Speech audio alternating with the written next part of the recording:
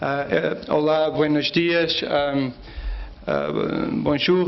I'm very sorry.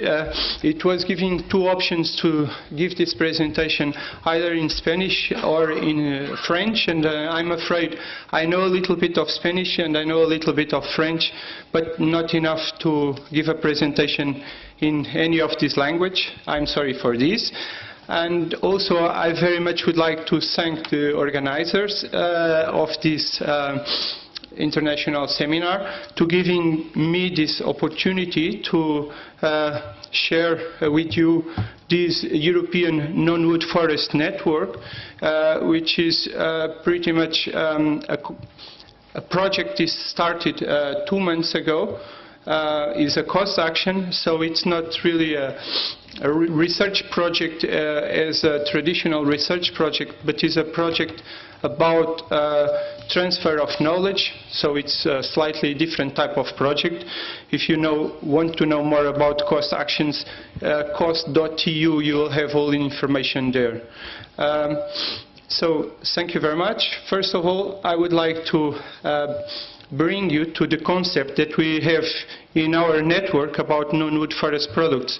We adopt a definition from FAO from 1999, and this definition says non-wood forest products are of biological origin other than wood, derived from forests, other wooded land, and trees outside forests. So we are looking here at a very wide concept. It includes a lot of different sort of products. Let's hope this cocktail will work, because we are looking at products that can be derived from trees, from, say, resin, cork, pine nuts, for instance, or understory plants like berries, like aromatic plants, or mushrooms, of course, we are here at Mycosilva, or can be derived from animals like game and honey, etc. So one important point of these non-wood forest products is we have been hearing for many years about the importance of forests are much more than wood, this multi-purpose forestry paradigm, but this is a concept that is taking time to be implemented gradually. So these non-wood forest products, they do have an important role here. And actually, in many countries in Europe, in many regions, they are already the most important income from forests. Say, for instance, in Portugal, cork from cork oak stands is much more important than the wood from the cork oak. Or here, like I was in Coca not so long ago in International Resin Seminar, and I could see maritime pine where the main source of income comes from resin and not from the wood itself.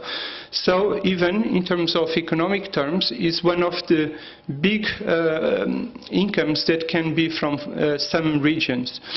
And a part of this, of course, they play a very important role in the culture and the personal well-being.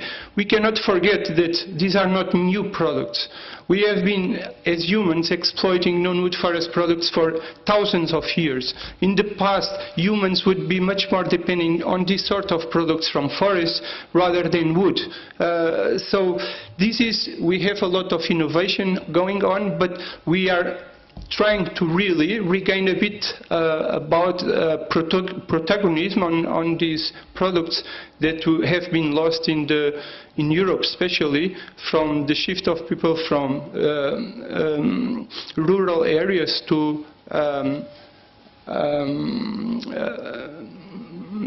the cities.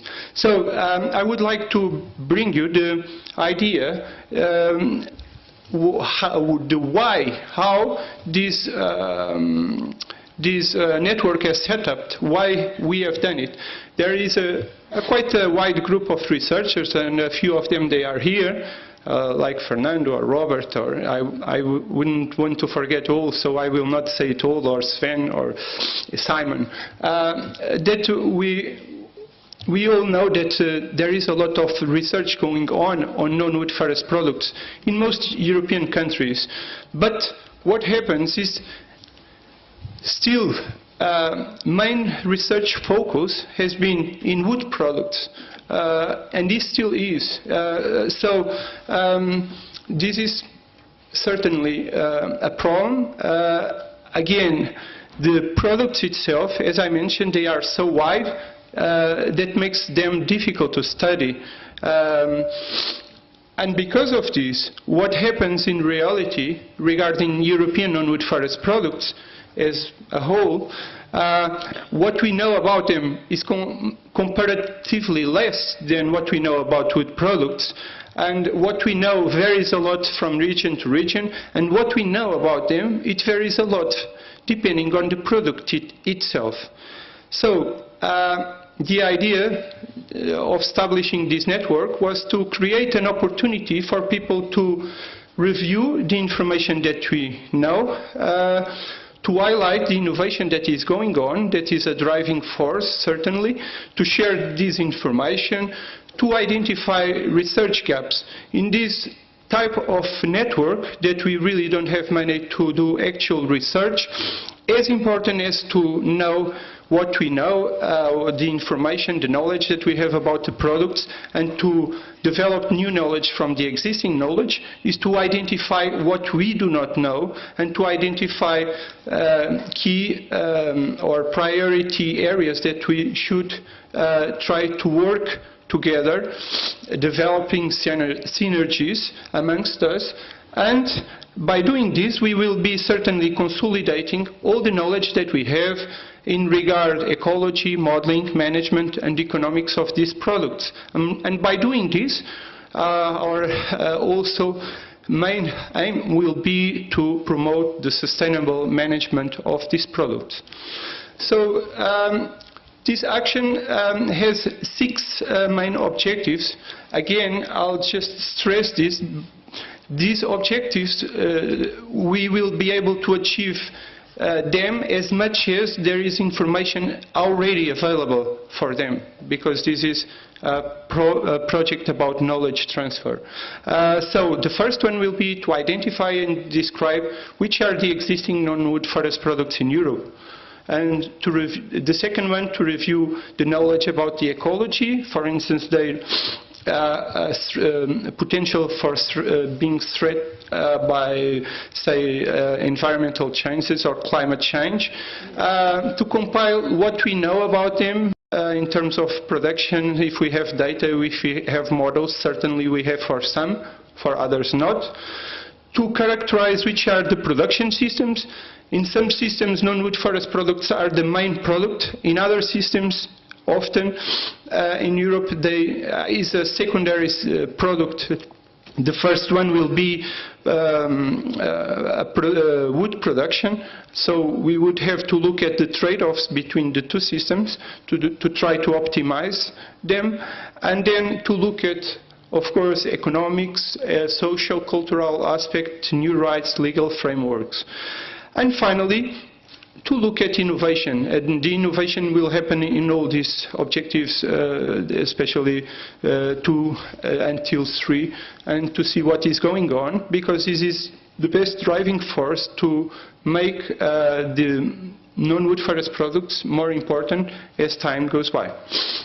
So the scientific program for this network is pretty much based in the objectives that I just mentioned. So there are 4 main scientific research tasks, and there is a 5th task, which is about dissemination of what we will be able to find. So on these tasks, the task 1 will be identification and ecology, the second about modeling, the third about management, and the 4th about economics, marketing, and governance of non-wood forest products. So after speaking about what we will do in the cost action, I will mention how we will make this. And we have a sort of tentative approach. I hope it is going to work, because we haven't tested yet this working groups system. We will try very soon in our first meeting, which will really devote it for science. So on these 4 groups, you will see there is one here very relevant for Myco-Silva network. The working group 1 is about mushrooms. everything that we will be able to deliver in this cost action will be certainly whatever the people will be happy to collaborate and to participate on it.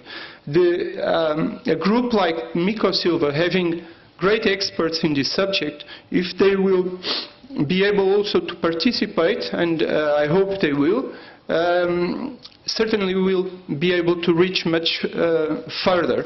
And the other way we are organized, the how, is we have 4 task forces. And these task forces we will be looking at the four research tasks that I just mentioned earlier. So these task forces will try to integrate in a matrix way with the working groups, so cross-cutting with all working groups. So aiming with this, trying to look at the different products in a way that we may be able to sort of compare and to have, in the end, a big picture about all these very, very different products. Just to give you briefly an idea how we are in terms of participants, and this is just about half of them, because I don't have yet the results for all the participants. You can see working group 1 is already reasonably well represented. This is half of the number of the current participants. But of course there are people missing here, and I'm sure in this audience there will be some experts, for instance in data or modeling in mushrooms, that we desperately will need for our cost action. So this is really a call for action for participants here. To show you the current network is built up on 27 cost countries. It's all these countries that are in green, so it's already quite a big network. And the countries that are in yellow, which are just a few, just 5, these are, some of them, they are in process of becoming, like Latvia. Others, we are still trying to find researchers.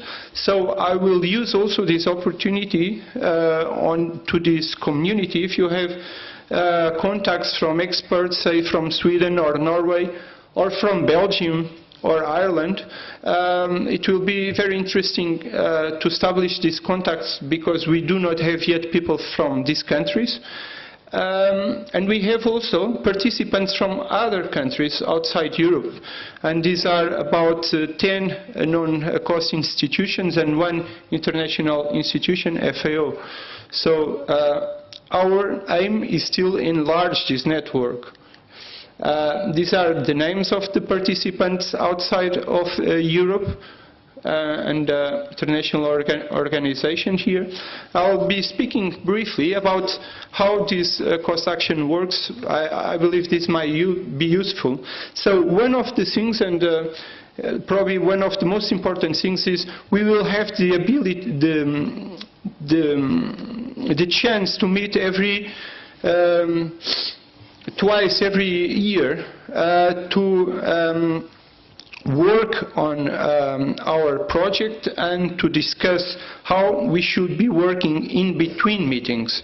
And this is a very important part of a cost action. Then we will have training schools. We don't have any training school yet for the first year, but we will have a few starting from the second year. And these training schools will be about 1 week training young scientists about non-wood forest products, and one of the topics will be certainly also mushrooms. The same applies regarding short-term scientific missions. We will have a little budget for these missions for people to move among these 27 countries and to work on non-wood forest products, so also on mushrooms. There will be 2 calls which shall be open, the first one after our first meeting. And so there will be opportunity here also for people to participate and work on this topic, in this case in mushrooms. Of course, I'm just giving a very brief picture because time is short, but if you want to know more about this cost action, This is the website. It still has some of the parts of the website are still under development, like the database that you see here. But all the information about what we are going to do is here. So if you look at the website, you will see everything in detail. Also, very important, another website is the one from costs, where there are the pages for this cost action, because here you will see everyone that actually is in the part of the management. This information is also in our website, the network, but in here is always updated every day, so there might be some lags in the network. We have some and I'm using this opportunity to say, if there are any experts that can help in terms of Facebook or Twitter. By the way, I saw yesterday the page of Mico Silva Twitter. It's really looking good. I wish I can have some help and some support to sort of build up an interesting Twitter account for this network, because really it's difficult. Well, I would identify three main outcomes that we expect from this network. And I hope these three will be pretty much the main targets for our work. And one is a database of European non-wood forest products. There is already a prototype, which I'm right now not sure if it is going to look very similar to the end result, but it gives you an idea. We will have to choose based on criteria which will be defined by the working groups and task forces, and from these we will have a group of products, and then we will have a description. This is the sort of thing we just need to actually define the final design for this. We also will do a web-based European stakeholders database, and right now we just have a members directory which shows pretty much, which is a sort of, I'm just putting here an example, volunteer. Every member of the network, and everyone is very welcome to join, is able to put their own data to facilitate knowledge between the participants. But the aim of this European stakeholders database, it's beyond just this members directory. We want to build up a database that will try to facilitate the contact between stakeholders within Europe. And the other outcome that we will work hard to, I hope, at least myself, I can speak by myself, to have a book coming out. I'm just putting here an example because there have been a few books coming out in this Managing Forest Ecosystem series from Cost, and I hope ours will be one of the next books coming out on this series from Springer. So our idea is to have European non-wood forest products book in 4 years' time. So this is quite a target. And I'm just putting here the milestones, so what we want to do in the next few years. And we have done already, less than 2 months ago, the first meeting, which was just to organize the people that will be in the structure of the network.